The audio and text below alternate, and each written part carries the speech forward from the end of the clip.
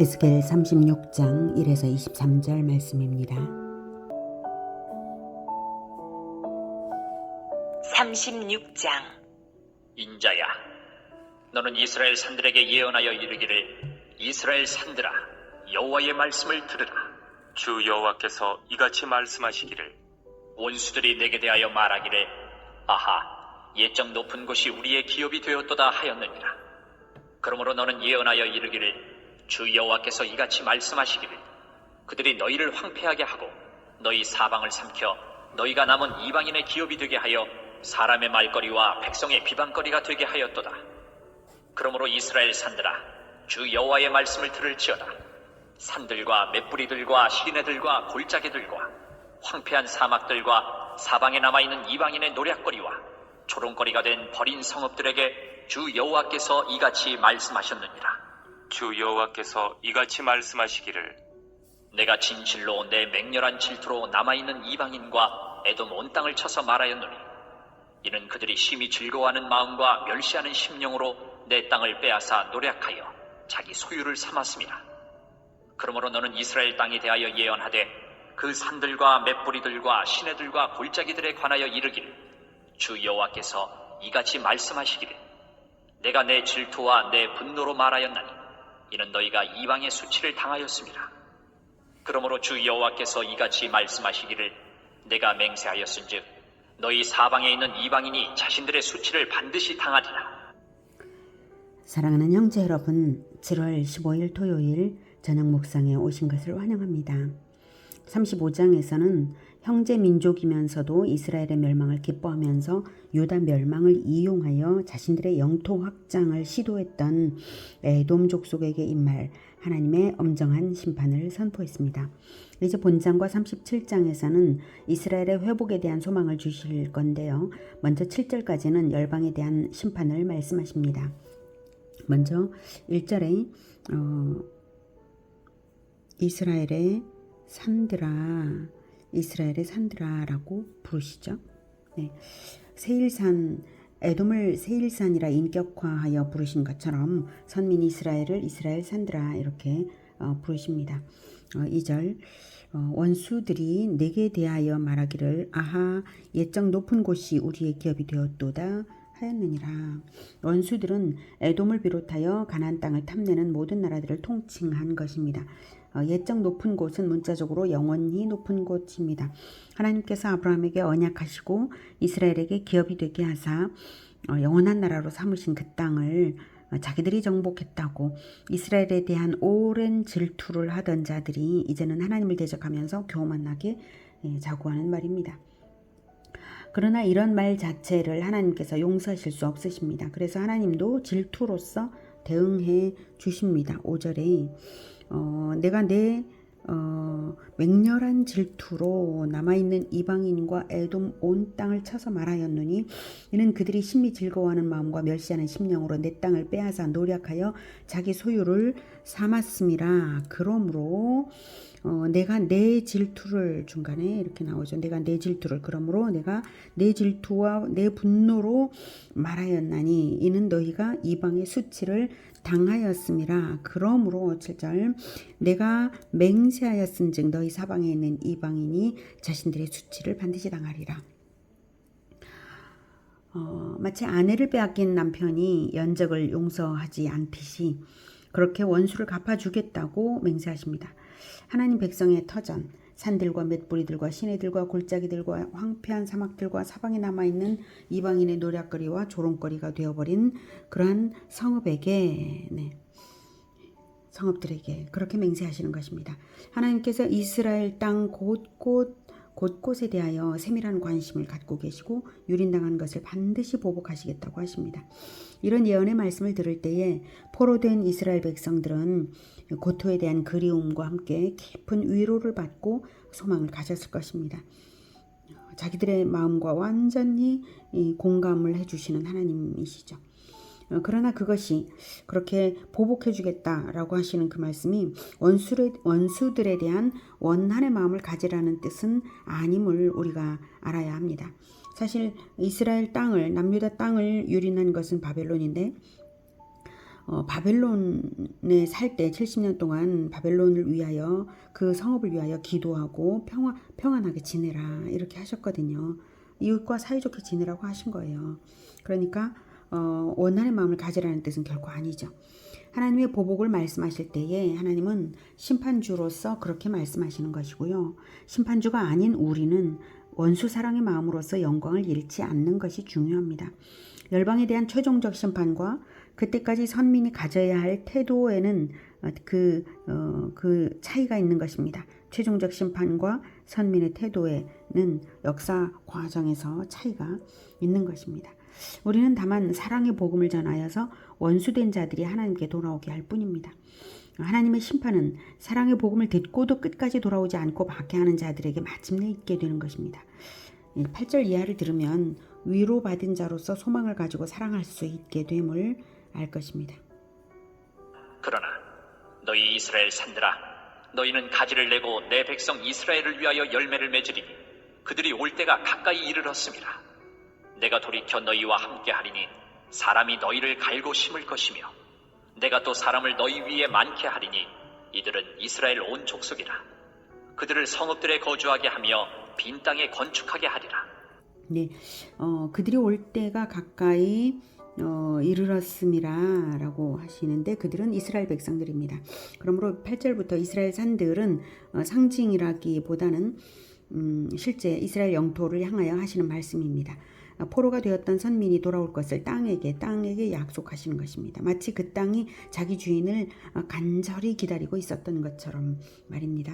그래서 그들이 올 때가 가까이 이르렀음이라로 보아서 하나님이 정하신 때가 있음을 알 수가 있습니다. 하나님께서 선민 이스라엘에게 포로의 때를 주시고 그 70년 동안 연단을 거쳐 새롭게 하사 새 이스라엘로 다시 돌아오도록 하시는 구체적인 계획이 있으신 것입니다. 10절 내가 또 사람을 너희 위에 많게 하리니 이들은 이스라엘 온 족속이라. 그들을 성읍들에 거주하게 하며 빈 땅에 건축하게 하리라. 네, 그렇게 귀환을 하면 하나님은 땅만 아니라 인구도 늘어나서 회복의 때를 주실 것입니다. 11절 내가 너희 위에 사람과 짐승을 많게 하되 그들의 수가 많고 번성하게 할 것이라. 너희 전 지위대로 사람이 거주하게 하여 너희를 처음보다 낮게 대우하리니 내가 여호와인 줄을 너희가 알리라. 내가 사람을 너희 위에 다니게 하리니 그들은 내 백성 이스라엘이라. 그들은 너를 얻고 너는 그 기업이 되어 다시는 그들이 자식들을 잃어버리지 않게 하리라. 12절에 그들은 내 백성 이스라엘이라. 그들은 너를 얻고 땅을 얻고 너는 땅은 그 기업이 되어서 다시는 그들이 자식들을 잃어버리지 않게 하리라. 네, 하나님의 나라는 원래 전쟁이 없어야 하고 자식들을 전쟁에 잃는 일이 없어야 합니다. 그런데 남유다 왕국의 국운이 기울어가던 때에는 거듭되는 전쟁으로 살육으로서 사람을 잃고 또한 일손 부족으로 생긴 기근 때문에 또다시 자식들의 목숨을 잃어야 했습니다. 이스라엘 백성들이 하나님 백성, 언약 백성의 그 모습을 잃었을 때 역시 하나님 나라가 아니다라고 하는 증거들이 바로 전쟁으로 나타난 것이죠. 따라서 자식들을 잃어버리지 않게 하리라 라고 지금 하나님이 말씀하시는 것은 전쟁과 기근이 없는 평화와 풍요의 때를 주시겠다는 뜻입니다. 하나님 나라 회복이 제대로 된 그런 때입니다.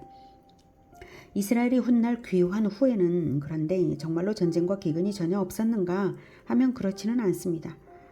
나중에 헬라의 지배를 받고 로마의 지배를 받잖아요. 바사의 지배를 받고 헬라의 지배를 받고 로마의 지배를 받고 그렇지 않습니까?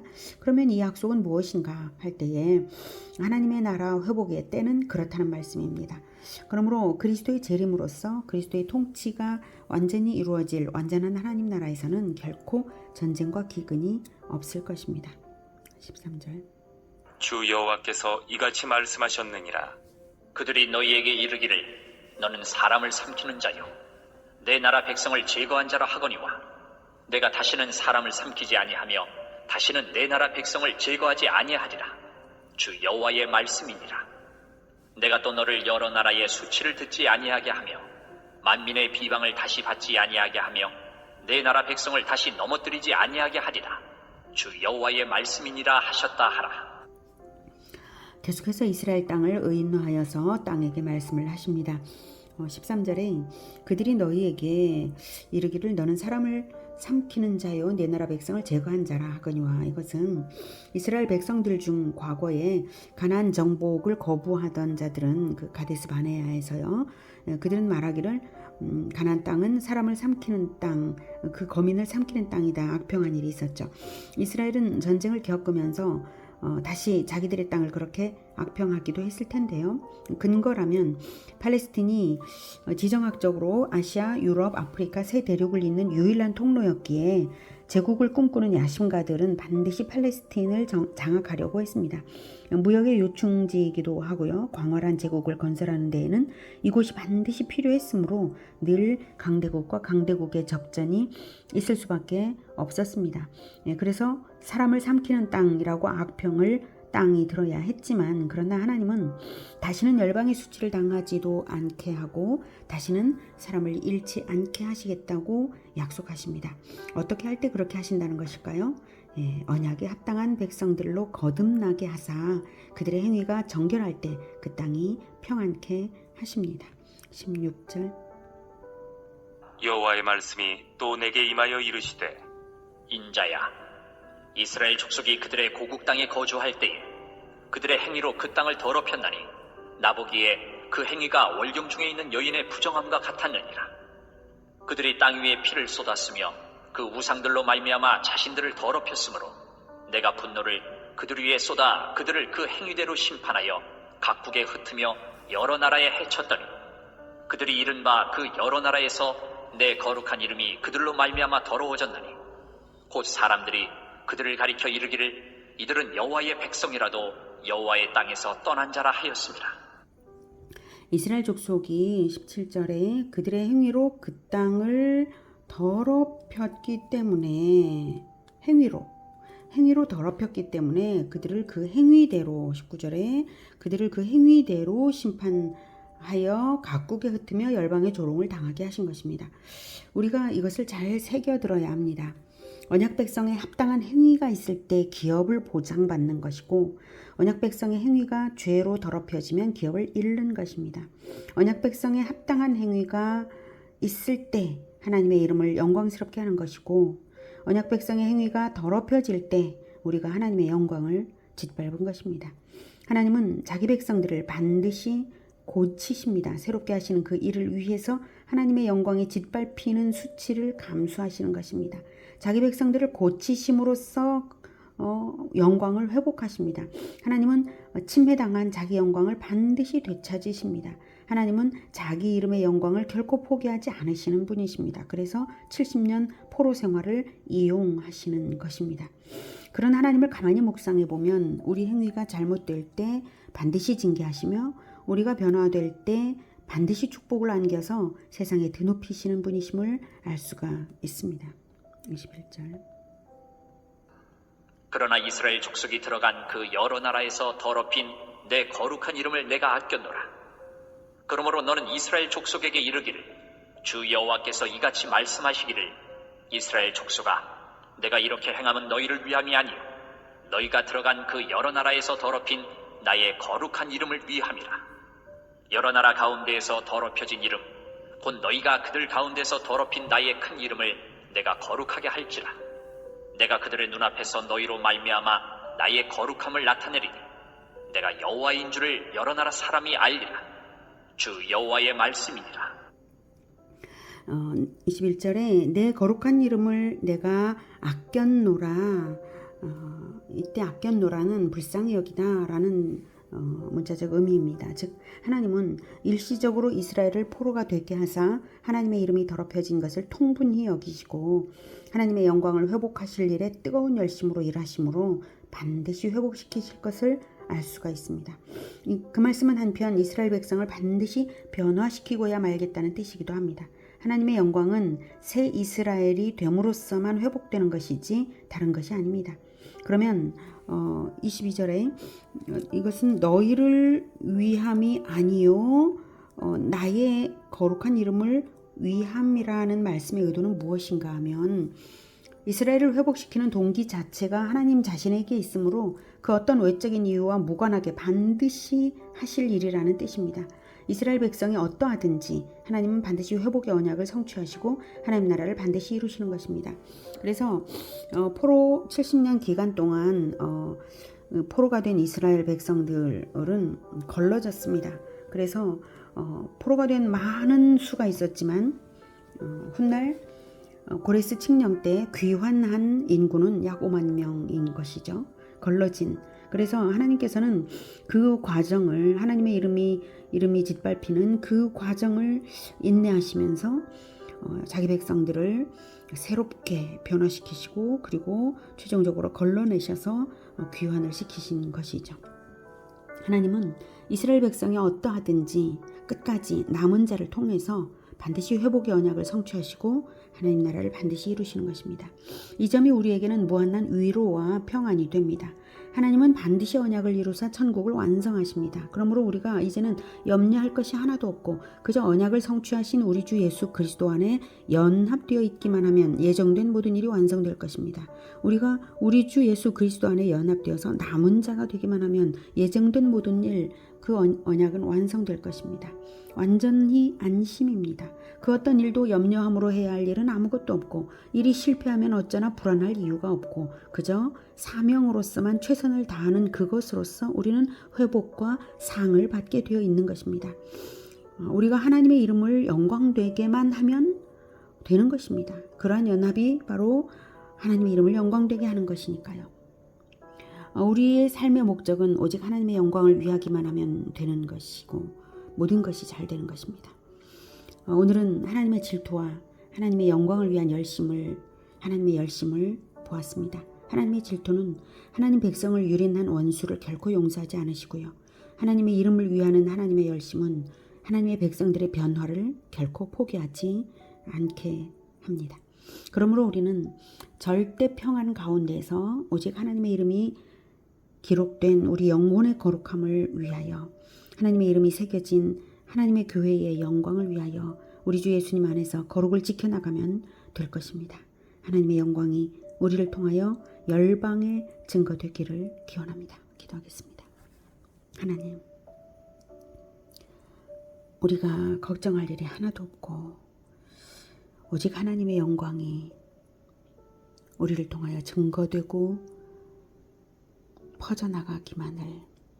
그것만을 위하여 산다면 하나님께서 다 이루실 줄을 믿습니다. 감사합니다. 우리가 어떠함에 동기를 두지 않으시고 오직 하나님 스스로 언약을 성취할 동기를 가지사 우리를 회복시킬 언약을 주시니 너무나 감사합니다. 우리가 하나님의 영광된 그 이름을 위하여 살겠습니다. 하나님의 이름이 새겨진 우리의 영혼을 우리도 아끼고 하나님의 이름이 새겨진 하나님의 교회를 지극히 아끼고 그리고 하나님의 교회가 퍼져나가게 하겠습니다. 주님, 우리를 도와 늘 거룩하게 하여 주시옵소서. 예수 그리스도 이름으로 기도드립니다. 아멘. 이어지는 시간은 개인 기도 시간입니다.